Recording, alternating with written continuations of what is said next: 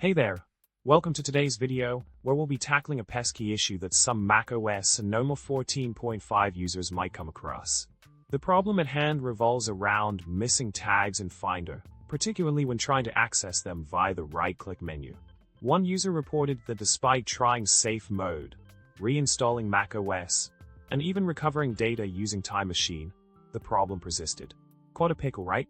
In the quest for a solution to this perplexing problem, it was discovered that the key to getting those elusive tags to show up lies in a seemingly simple fix. In the realm of Finder settings, one must ensure that at least one tag is added to the favorite tags list. By doing so, the tags will then magically reappear in the context menu when right-clicking on files or folders within Finder. It's amazing how a small tweak can make such a big difference, isn't it? Solution. Now.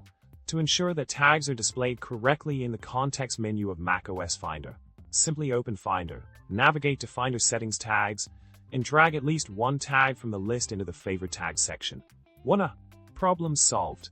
In summary, we've successfully demystified the case of the missing tags in macOS Finder. By adding at least one tag to the favorite list, you can once again enjoy the convenience of accessing tags via the context menu. And with that, it's time to wrap up.